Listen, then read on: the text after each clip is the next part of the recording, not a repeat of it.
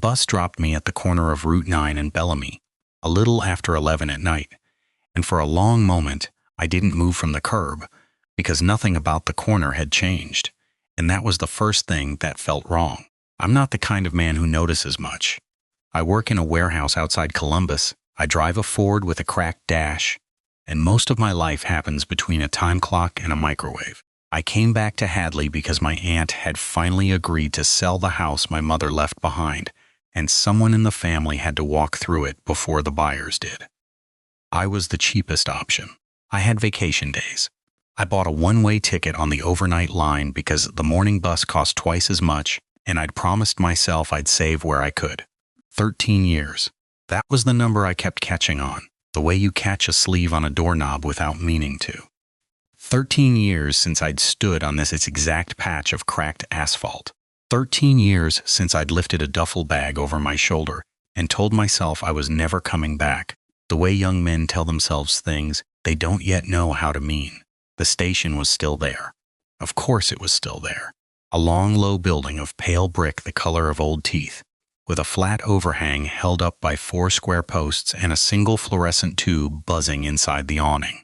The sign above the door still read Hadley Station in the same hand-painted block letters, and the same faded Greyhound decal still curled at one corner of the glass, and the same hand-lettered notice that said, "No loitering." After 1 a.m. was still taped on the inside of the door with the same yellowed strip of masking tape. I told myself a small town just doesn't change. I told myself that was the point of small towns. I told myself a lot of things in those first few minutes, standing on the curb with my duffel bag at my feet, and none of them quite landed. The bus had pulled away by then. I hadn't watched it go. When I finally turned to look down the road, its taillights were already gone, and I couldn't remember hearing the engine. That should have bothered me more than it did. I was tired. I'd been on the road since 2 in the afternoon. A man can be forgiven for missing the sound of a bus. I went inside because the air had that thin, spring chill that gets into your knuckles, and because I needed to use the restroom, and because the house was still a 40-minute walk, and I wasn't going to do that until I'd had something hot in my hands. The door stuck the way it always had. You had to lift the handle slightly and lean. Muscle memory I didn't know I still had pulled the motion out of me before I'd even thought about it. And the door gave with the same soft scrape it used to give when I was 17. Inside, the station smelled exactly the way I remembered. Old coffee, floor wax, the faint mineral smell of a building that has been heated by the same radiators for 60 years. 2 rows of wooden benches with the varnish worn through in the same places by the same shapes of human bodies. A vending machine in the corner with the same arrangement of snacks behind the same scratched plastic. The clock above the ticket window read 11:14. There were 4 people inside. An older man in a Carhartt jacket sat on the bench closest to the window with his hands folded over a paper cup, looking at nothing in particular. A woman in a long wool coat sat 2 benches behind him, her purse on her lap, her ankles crossed. A young guy in a hoodie was slumped in the corner with a duffel bag between his feet and his head tipped back against the wall. Eyes closed but not sleeping. I could tell from the way his jaw moved, and behind the ticket window, lit from below by the green glow of an old computer monitor, sat a woman with gray hair pulled back into a low bun and reading glasses on a chain around her neck. I knew her. I didn't know her name. I had never known her name. But I knew her face the way you know a face from a dream you've had more than once. She had been behind that window when I left. She had sold me the ticket. She had told me, without looking up, that the bus would be 20 minutes late and there was coffee in the urn if I wanted any while I waited. I had been 17 and angry and I hadn't wanted any. I remembered the exact angle of her glasses on her nose and the exact way she'd tapped a pen against the desk while the printer warmed up. She looked up when I came in. She looked at me for what felt like a beat too long. Then she looked back down at her monitor without any sign of recognition and said, in the same flat, unheard voice I've remembered, "Last bus is at 1:17. Coffee's fresh if you want some." I stood in the doorway with my duffel bag at my feet and tried to do the math on her face. She would have to be at least 70 by now, probably closer to 75. She looked exactly the way she had looked when I was 17, not younger, not preserved. The same gray hair and the same low bun, the same glasses, the same small mole on her left cheekbone, which I hadn't remembered until I saw it again, and then remembered with the kind of clarity that makes you doubt your own mind. I told myself I was misremembering. Memory does that. You build a face out of fragments, and then when you see the real face again, you assume the fragments were always accurate. I told myself she probably had a daughter who had taken over the booth. I told myself a lot of things again, and I went over to the coffee urn because doing something with my hands seemed important. The urn was the same urn. Stainless steel with a black plastic spigot and a paper sign taped to the side that said 50-cent honor system and an old margarine tub with a slot cut in the lid sitting next to it. I dropped 2 quarters into the tub. They clinked against other coins inside, and the sound was very small in the room. The coffee was hot. That surprised me.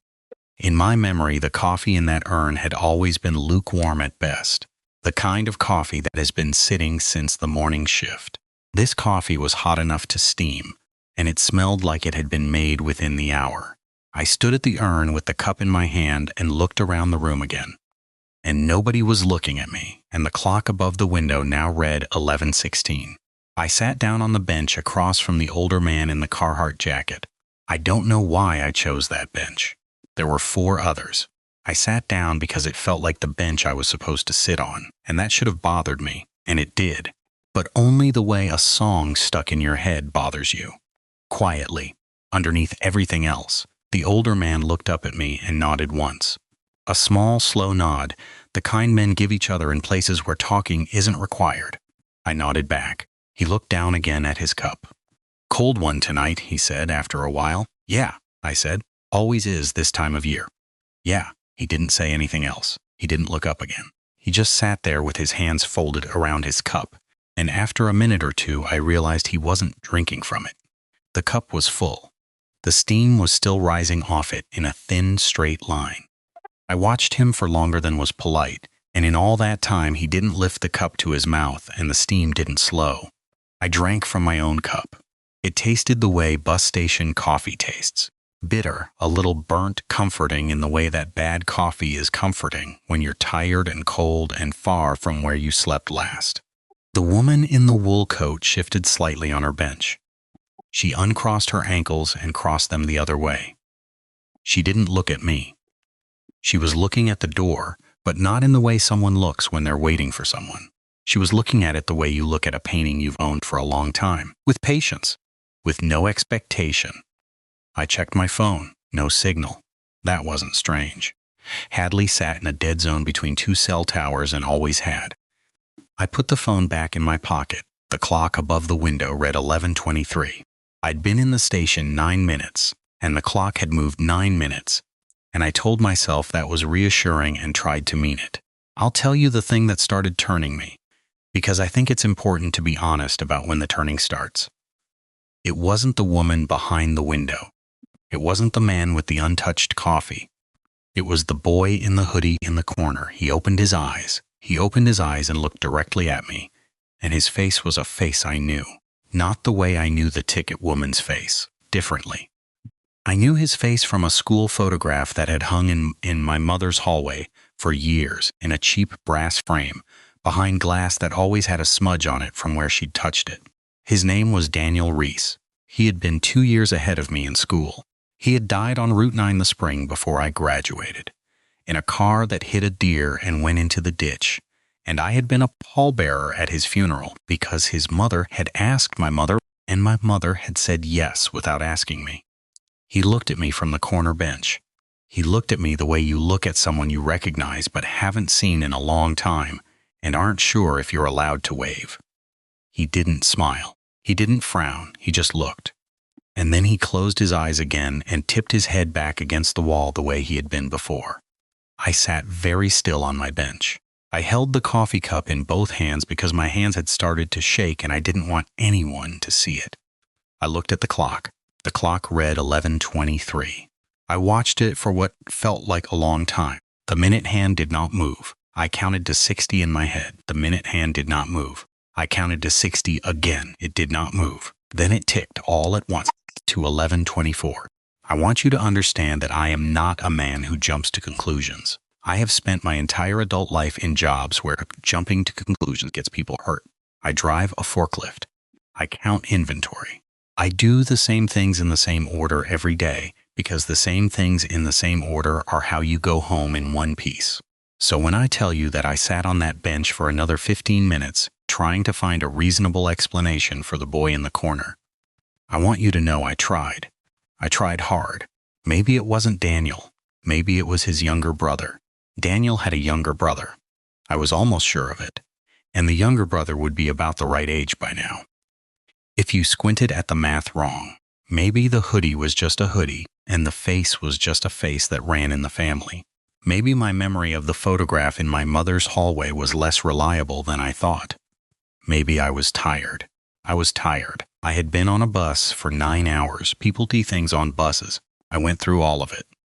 I went through it the way you go through your pockets at a register when you're not sure if you have enough cash. And the whole time, none of the 4 other people in the station moved except in the smallest ways.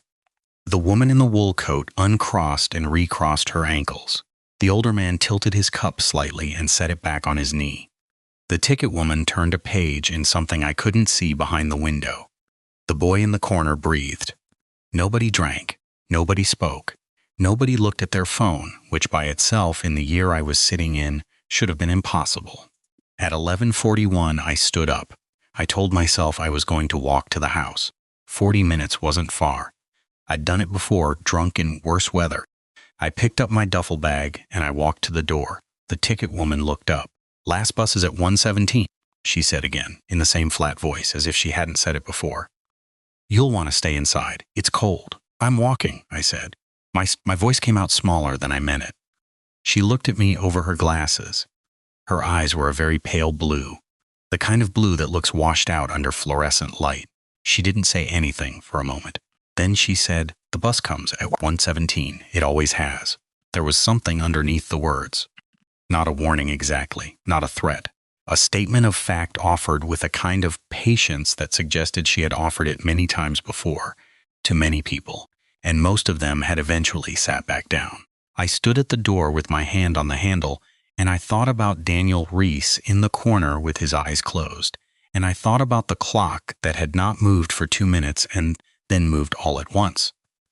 And I thought about the coffee that was hot when it should have been cold, and I thought about my mother's house 40 minutes away, in the dark, with no one in it.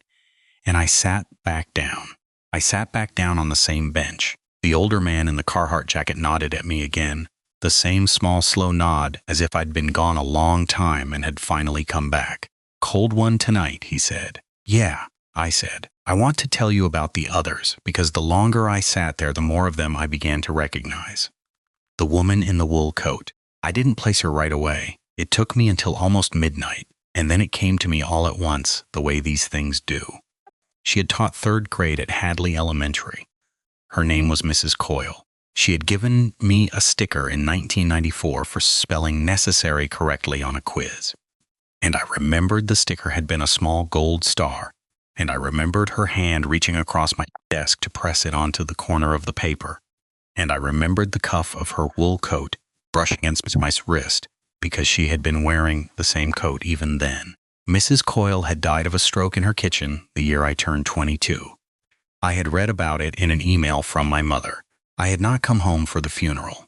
The older man in the Carhartt jacket. I placed him a little after midnight when he tilted his head a certain way to scratch the back of his neck, and the gesture unlocked something. He was Mr. Bevan, who had run the hardware store on Main Street. He had sold my father snow shovel the winter before my father left. And I remembered standing next to my father at the counter while Mr. Bevan counted out change with thick, patient fingers. Mr. Bevan had died of cancer when I was in middle school. There had been a collection jar at the diner with his photograph taped to it. The boy in the corner was Daniel Reese. I had known that from the first moment. I just refused to know it. And the woman behind the window. I placed her last because her face had been the first I'd recognized and the hardest to fit anywhere.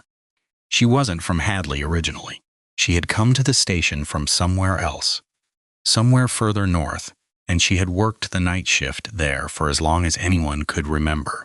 I had a memory, faint and uncertain, of my mother telling me once that the ticket woman at the station had been working that booth since before my mother was born. I had assumed when I was 17 that this was the kind of thing adults say about people they've known a long time. I wasn't sure anymore. The clock read 12:04. Nobody had come in. Nobody had left. The fluorescent tube in the awning outside the door buzzed at the same pitch it had buzzed at when I'd walked in. The honor jar on the coffee urn held the same coins.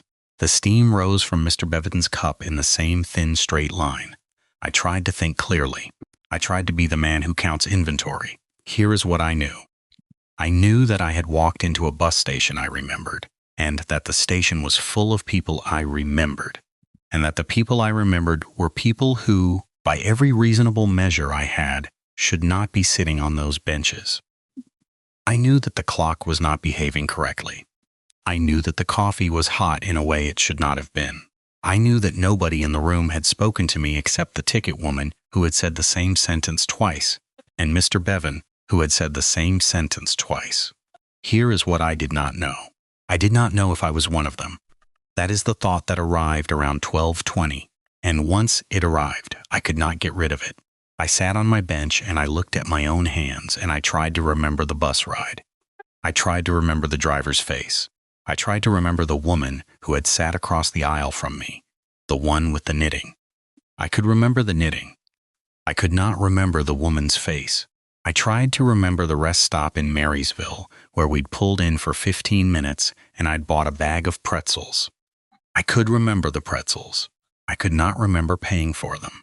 You can talk yourself into anything at midnight in an empty room. I stood up again. I made myself stand up. I walked over to the window and I leaned on the small wooden counter and I waited until the ticket woman looked up. "Ma'am," I said. My voice was steadier than I expected. "I left here in the spring of 2012. I'm trying to remember if you sold me the ticket." She looked at me for a long moment. Her pale blue eyes did something behind the glasses that I couldn't read. And she said, very softly, "You bought a one-way to Columbus. You paid in cash. You didn't want the receipt." I felt the floor shift under me. Not literally. The way a floor shifts when you realize you've been standing on something thinner than you thought. "You remember me," I said. "I remember everyone who leaves," she said. She held my eyes for another second, and then she looked back down at whatever she was reading behind the window, and the conversation was over. I stood at the counter for a while longer because I didn't trust my legs yet. Then I went back to my bench. Mr. Bevan nodded at me as I sat down. "Cold one tonight," he said. "Yeah," I said. "Mrs. Coyle," 2 benches back, said without looking at me. "You spelled it correctly. I never told you, but I was very proud." I did not turn around. I could not have turned around. I sat very still and I looked at my hands and I let the coffee go cold in my lap. And after a while I heard her uncross and recross her ankles, and that was the only sound in the room. At 12:46, the boy in the corner opened his eyes again. "You don't have to stay," he said. His voice was exactly the way I remembered it. A little hoarse, a little quiet, the voice of a kid who hadn't grown into his throat yet. He was looking at me with the same expression he'd had earlier. Patient. Unsurprised. "I'm not staying," I said. "I'm catching the 117. He looked at me for a long moment. "That's not what I meant," he said. He closed his eyes again and tipped his head back against the wall. "I want to tell you that I understood, right then, what he meant. I want to tell you that I had some kind of clarity. I didn't.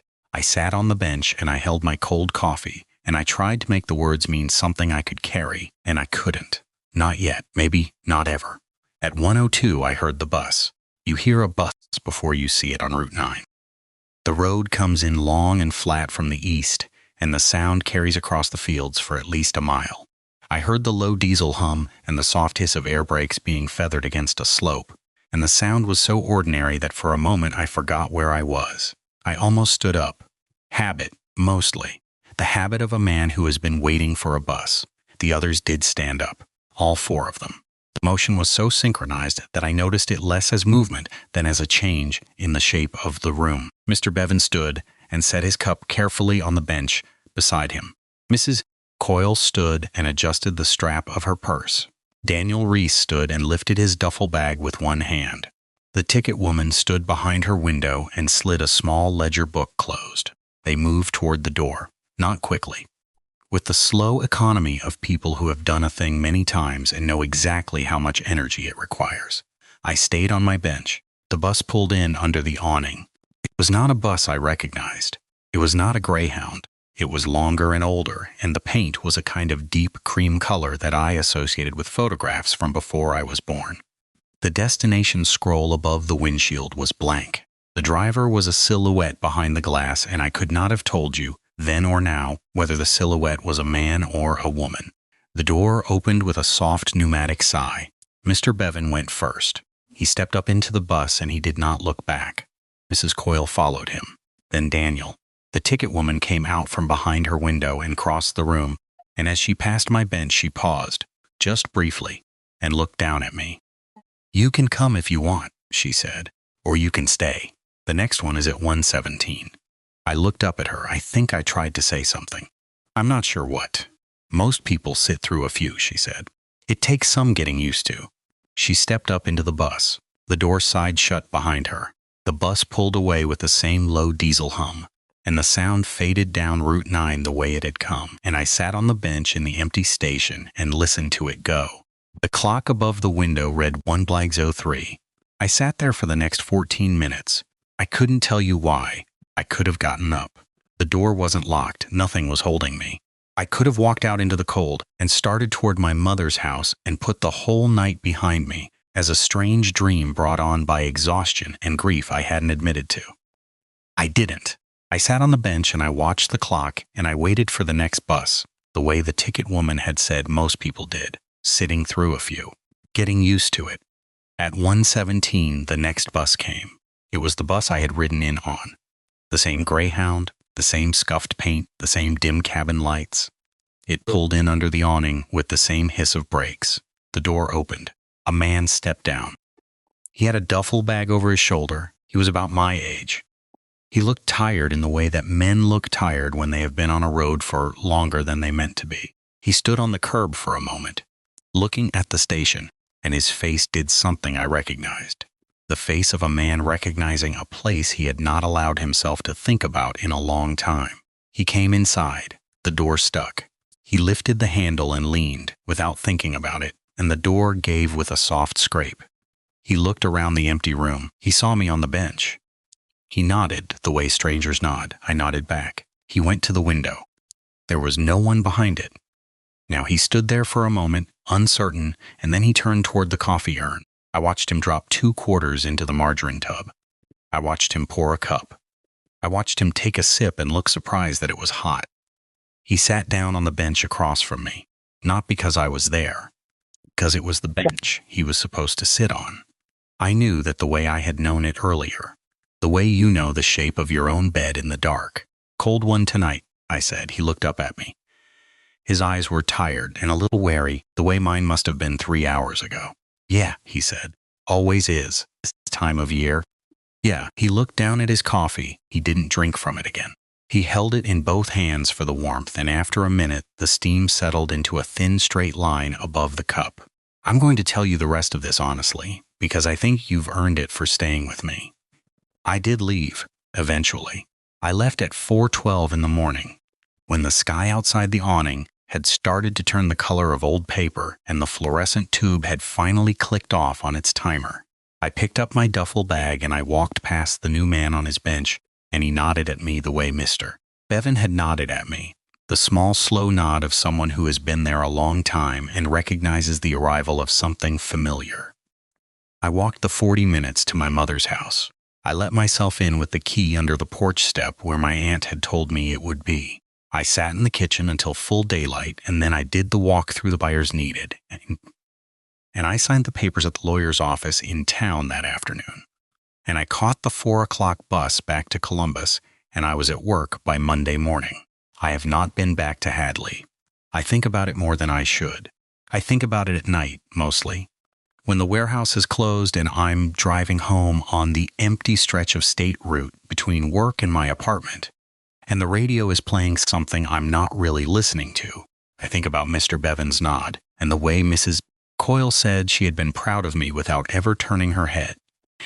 And the way Daniel Reese said you don't have to stay and meant something I am still trying to understand. I think about the ticket woman saying she remembers everyone who leaves, and I wonder, when she said it, whether she meant leaving the town or leaving the station. I think those might be the same sentence to her. I think they might have been the same sentence all along, and I was just too young, the first time I bought a ticket from her, to hear it. Mostly, though, I think about the man who came in on the 1:17. I think about the way he lifted the handle and leaned without being told. I think about the way he sat on the bench across from me as if he had been assigned it. I think about how, when I said cold one tonight, he answered yeah without looking up, and how his cup was already full and steaming, and how I cannot, no matter how many times I run it back, remember pouring it for him. I tell myself I left. I tell myself I walked out at 4:12 and went to my mother's house and signed the papers and came home. I have the receipts. I have the lawyer's email. I have a small framed photograph on my desk at work that my coworkers gave me when I came back. A joke about how I'd been gone so long they'd forgotten what I looked like. But every now and then, on a slow night, when the warehouse is quiet and I'm the last one on the floor, I'll catch myself looking at the clock above the bay doors and waiting for it to tick. I'll count to 60 in my head. I'll count again. And sometimes, just for a second, the minute hand doesn't move, and I'll feel something settle in my chest that isn't quite fear and isn't quite recognition. And I'll think about a bench I sat on for 3 hours in a town I haven't been back to in 13 years. And I'll wonder, very quietly, whether I ever actually got up. The clock always ticks, eventually. The minute hand always moves. I always go back to counting inventory. But the coffee in the break room lately has been hotter than it should be. And the new guy on third shift, the one they hired last month, the one I haven't quite placed yet, he nods at me when I come in. A small, slow nod. The kind men give each other in places where talking isn't required.